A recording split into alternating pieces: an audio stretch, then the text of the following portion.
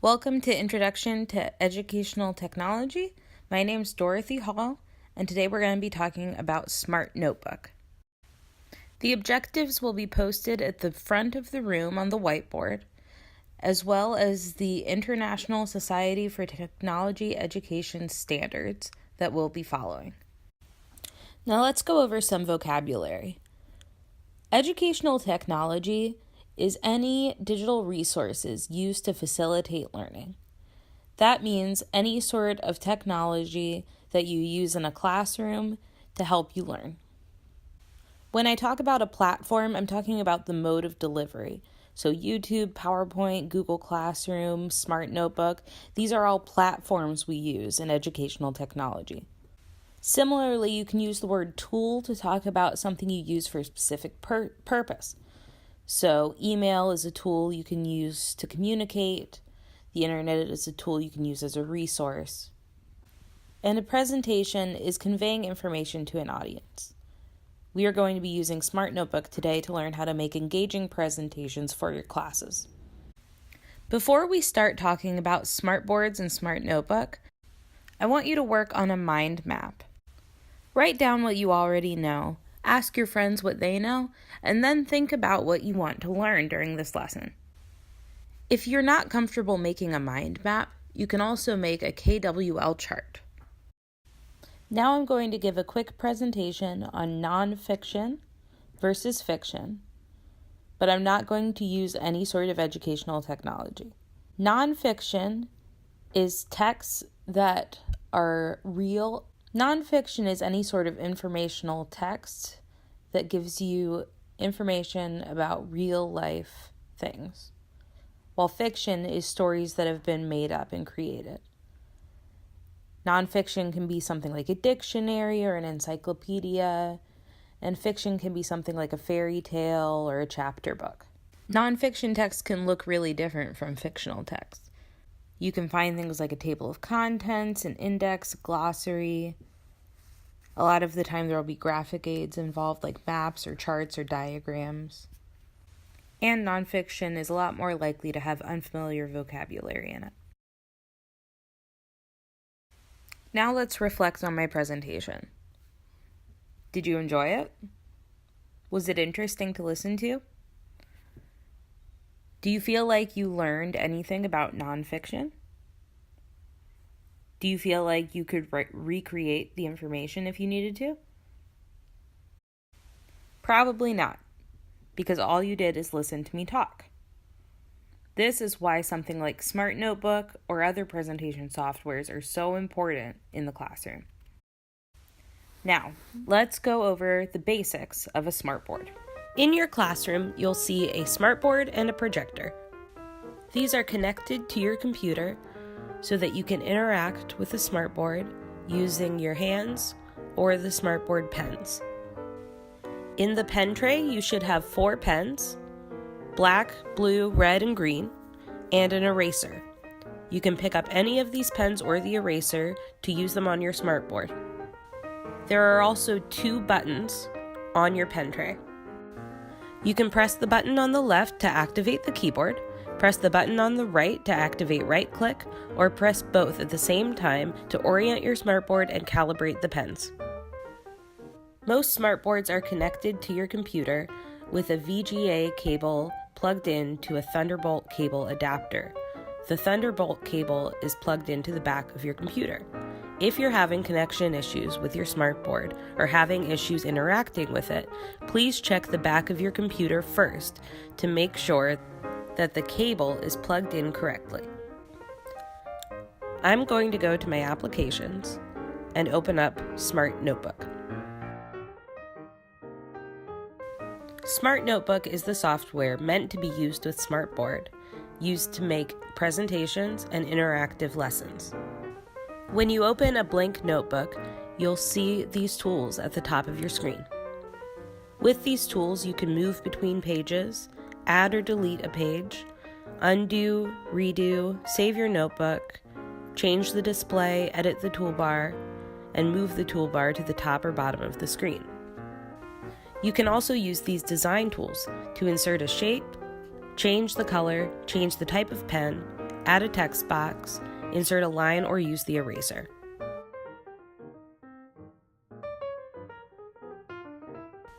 With the shape button, you can insert any shape, move it, and change its color. You can also write with different pens, add text boxes, insert lines,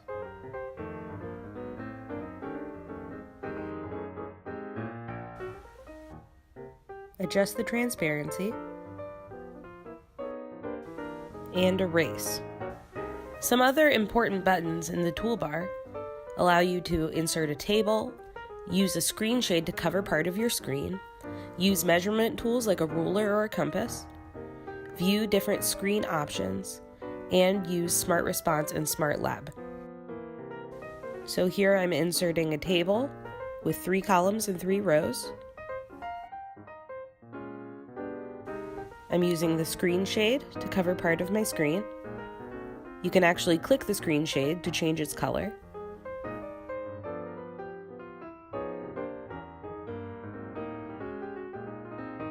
I'm opening a ruler and a protractor to measure things on the screen.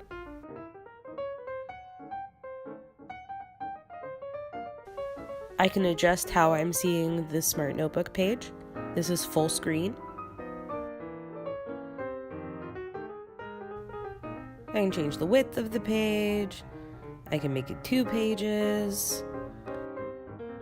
So this is what it looks like when you open Smart Lab. Here are some options for some interactive activities.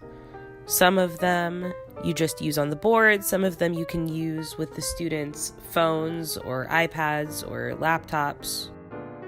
And they're very, very easy to make. Now I'm going to talk about the buttons on the side of the screen. At the top, you can see the different pages that you've made. Under that, you can see the picture gallery, see attachments and links, adjust your formatting, and look at some add-ons. The add-ons are very useful. You can search for images on the internet. You can embed YouTube videos. You can build interactive activities. You can record your own lesson. And you can use Smart Blocks and GeoGebra for math lessons.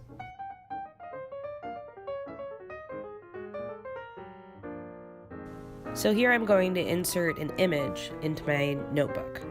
I'm going to search for dogs. It's powered by Bing. Shows you a bunch of pictures of dogs. I just pull it over in there, and there it is. Next to where it says pictures, if you'd rather have an illustration, you can click on clip art. And there you'll get a drawing of a dog instead of a picture. I can also search for and embed YouTube videos into my lesson.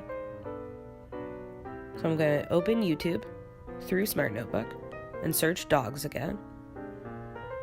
And they'll give me a long list of videos about dogs that are appropriate for school. I'm going to choose this one from Animal Planet. 4 Mastiff brothers are training to be great big guard dogs. It puts it right there in my Smart Notebook lesson, and I can play it right there without leaving my Smart Notebook or trying to open the internet.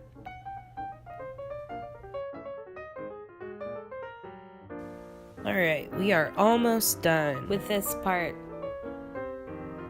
I'm going to make this transparent. Move my finder out of the way.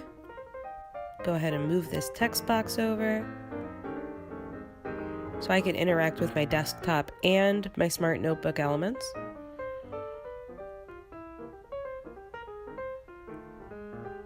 We are going to try to open a new window on Google Chrome. I'm going to show you how you can write on top of your screen using Smart Notebook after you've turned it transparent. So I'm just searching for an addition worksheet.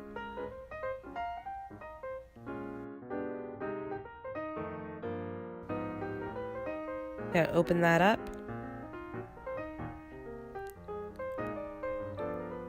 And then using this little toolbar down here, I'm going to pick up my pen And I can write right on top of that worksheet without having to download it or put it into the lesson. Then I click this button, it'll take me back to the notebook, and the stuff I wrote down is still there. Okay, now we're going to talk about SmartLab really quick. SmartLab gives you a selection of activities that can be used to enhance any presentation or lesson and make it interactive. It has a lot of options for interactive activities like fill in the blanks, flip cards, game show, all kinds of things that you can create to make your presentation interactive and engaging. So I'm just going to show you a quick option. This one is called fill in the blanks. So what I'm going to do is I'm going to type in some information that I might be presenting on. I'm going to type in George Washington was the first president of the United States. And then I'm going to click define blanks. I'm going to click on George Washington. I'm just going to pull it over so I'm selecting the whole name. Because I need to have more than one option in the fill in the blanks, I need to type another sentence.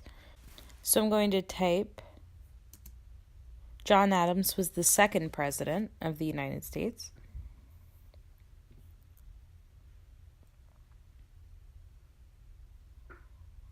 I'm going to select John Adams.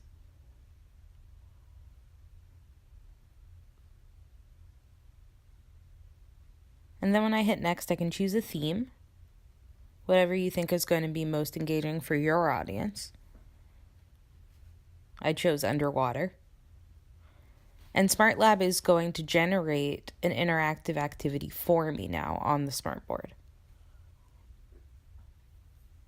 So it loads this up.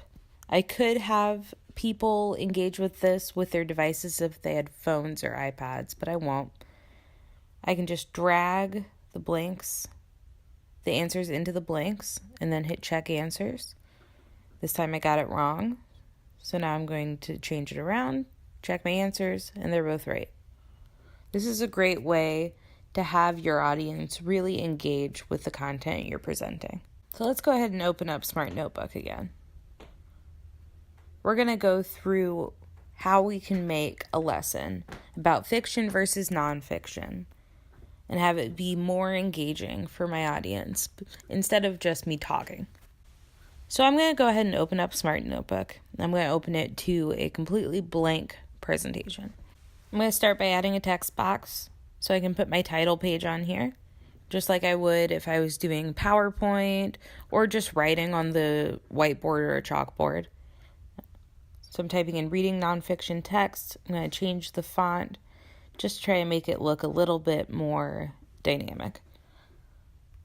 The great thing about SmartNotebook is you have so many options for how it can appear, just like you would with any other presentation software. So you get the benefits of the good design and the benefits of the interactive elements. So now I'm going to look for some images I can insert into my presentation. I typed in book, so I can just drag this picture into my presentation. Right now, I still have my cursor selected to text, which is why it's not working. So I need to switch it back over to a regular arrow so that I can move and resize my book. I'm going to pick up this pile of books as well. Move that around, make it a little bigger, and that's my title page. It's clear and concise, and it shows my audience what I'm presenting about. So now I'm going to start a new page, and what I'm going to do is I'm going to insert a graphic that I've downloaded from the Scholastic website. So I actually just took a screenshot of this on Scholastic's website. It says characteristics of nonfiction text. It's a really handy chart that I can just download or take a picture of and put right into my lesson so that we can interact with it and discuss it without having to leave the presentation. I'm going to open up some pens now. I can underline, I can draw on top of this really easily, which is what makes it really different from PowerPoint, is I can just draw right on top of it so we can take notes as we're talking. With this pen, I can highlight. I'm going to switch over to two of our more interesting pens. This is the shape recognition pen. So I'm going to circle the word vocabulary real quick. And when I circle it, it recognizes the shape I'm trying to make and cleans it up for me, which is really nice. I'm also going to try the magic pen. The magic pen, if I'm going to circle the word nonfiction, it's going to black out the rest of the screen, so I can only see the word nonfiction. This is really great for if you want to really draw attention to something in your presentation. The other thing the magic pen can do, if you draw a box around a word, it'll actually enlarge it so that you can see it bigger. And you can use this magnifying glass to make it even bigger, really zoom in on what you're trying to show. I'm going to show you another handy tool real quick. If I go into interactive and multimedia in SmartNotebook, I can find elements that will make my lesson even more interactive. So right now I'm looking for the dice. When I open up the dice, it just looks like a normal die, but what I can do is I can click on settings and I can change what the faces of the dice say. So if I click on text, I can click on the actual letters in here. And what I'm going to do is I'm going to write the names of the people in my class right now. So I'm going to write down Michael, Jenna, Devin, Thomas, JJ, and I'm going to write Tony. So what this does is it makes all the faces of my dice the different people's names. And I can also change the color. So when I hit settings again, now I've got my new custom die. So if I want the people in my classroom to take turns, I can roll the die. And now it's JJ's turn to read. This is a great way to make your lesson more interactive or your presentation more interesting for the people you're presenting it to. Now I'm going to open up a new page and show you some ways that we could make my lesson about fiction versus nonfiction more interesting.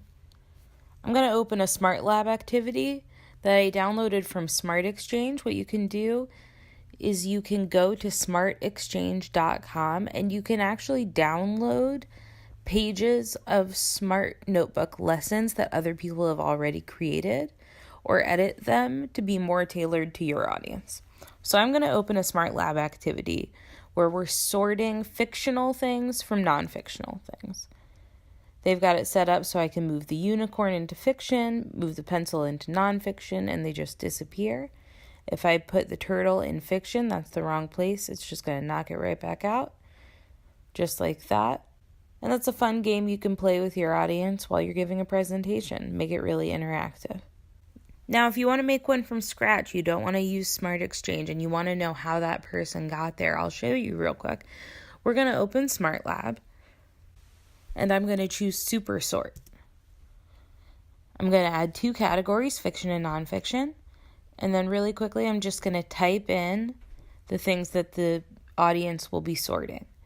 So fairy tales, sci-fi, and nursery rhymes are all examples of fiction. Over in nonfiction, I'm going to type dictionary, textbooks, and encyclopedias. Then I'm going to choose my theme.